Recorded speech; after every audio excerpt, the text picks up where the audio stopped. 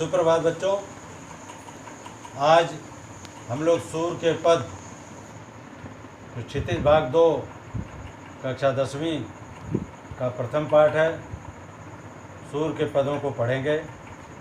उसका पहला पद है, उस समय का प्रसंग है जब उद्धव कृष्ण का संदेश लेकर गोपियों के पास जाते हैं और वो कहते हैं कि अब कृष्ण का ध्यान भूलकर आप लोग योग साधना अपना लें। तब गोपियों ने तपाक सवाल किया था उद्धव से, हे उद्धव, आपको कभी किसी से प्रेम हुआ? तो उन्होंने कहा नहीं। आपको क्या कृष्ण से कभी लगाव हुआ? तो उन्होंने कहा ना। तब उन्होंने व्यंग्य करते हुए कहा था, उद्धव तुम हो अति बड़ भागी, अपरस रहत स्नेह तगातय नाहिन मन अनुरागी, पुरैनी बात रहत जल भीतर तारस देह न दागी, जल जल माँ तेल की गागर बूंद न ताकव लागी, प्रीति नदी में पाव न बोरियो दृष्टि न रूप पर आगी, सूर्यदास अबला हम भोरी गुर चाटी जो पागी। गोपियाँ व्यंग्य करते हुए कह रही हैं, हे उद्धव, तब तो आप बहुत ही भाग्यशाली हैं कि आपको किसी से प्रेम नहीं हुआ। अपरस रहत स्नेह तगा से नाहिन मन अनुरागी, स्नेह रूपी धागे से आप अछूते रहे, आपका किसी से प्रेम नहीं हुआ। आप तो बड़े ही सौभाग्यशाली हैं। ऐसा कह करके गोपियाँ उन पर व्यंग्य कर रही हैं। इसलिए इन पंक्तियों में वक्रोक्ति अलंकार दर्शाएंगे। उन्होंने उदाहरण देते हुए कहा कि पुरई निपात रहत जल भीतर तारस देह न दागी, जल जल माँ तेल की गागर बूंद न ताकव लागी। उन्होंने कहा जिस प्रकार कमल जो है जल में रहते हुए भी कमल के पत्ते पर जल का जरा भी प्रभाव नहीं पड़ता, और जैसे तेल वाली गगरी अर्थात तेल का कलश अगर पानी में डुबोया जाए तो उस पर भी जरा भी जल का असर नहीं पड़ता, उसी प्रकार से आपको भी किसी से प्रेम नहीं हुआ। आप कृष्ण के समीप रह करके भी उनसे लगाव आपको नहीं हुआ। हे उद्धव, आप तो बड़े सौभाग्यशाली हैं। प्रीति नदी में पाँव न भोरियो, प्रीति नदी अर्थात इस शब्द में रूपक अलंकार है। इसमें ये बताया गया कि आप प्रीति रूपी नदी में पाँव नहीं डुबोया, आप प्रेम के चक्कर में नहीं पड़े, आपकी दृष्टि किसी पर नहीं फिसली, आपका मन किसी पर नहीं आया। हे उद्धव, आप तो बड़े ही सौभाग्यशाली हैं।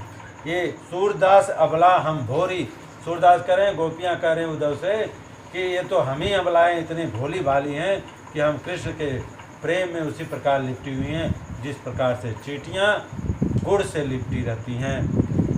इस पद में काव्य सौंदर्य की दृष्टि से देखेंगे, भक्ति श्रृंगार, श्रृंगार रस का उदाहरण वो भी वियोग श्रृंगार है। वियोग श्रृंगार, इसके अलावा रूपक, उत्प्रेक्षा, दृष्टांत, उदाहरण अलंकार दर्शनीय है। इसकी भाषा ब्रज भाषा है। आप जानते हैं कि सूरदास ब्रज भाषा के बहुत ही मूर्धन्य कवि थे। इसके अलावा अब हम दूसरे पद के बारे में पढ़ेंगे।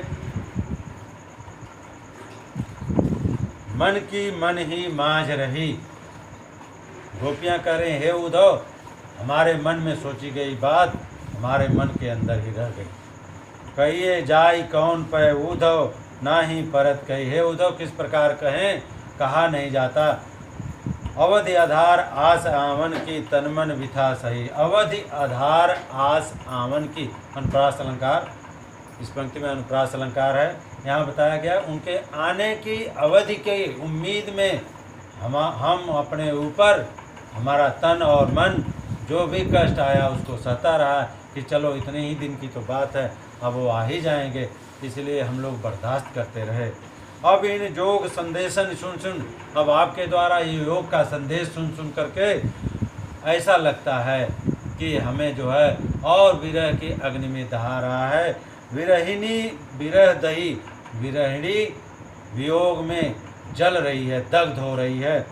अब चाहती हुते उदा गुहार जितैते, अब तो हमें ये समझ में आ गया कि हम जिसे अपने बचाव के लिए, अपनी रक्षा के लिए जिसको पुकारना चाहते थे, उतते धार भई, उधर से ही योग की धारा बह चली। हे उधर, हमारे मन की बात जो सोची हुई थी वो हमारे मन के अंदर ही रह गई। सूरदास कह रहे हैं, गोपियाँ कह रहे हैं कि अब धीर धरे क्यों, अब हम धैर्य धारण क्यों करें, जब मर्यादा न लही, जब उन्होंने मर्यादा ही नहीं रखी, मर्यादा का उल्लंघन कर दिया। उन्होंने तो कहा था कि हम इतने दिन में ही आ जाएंगे, लेकिन वे वापस नहीं आए।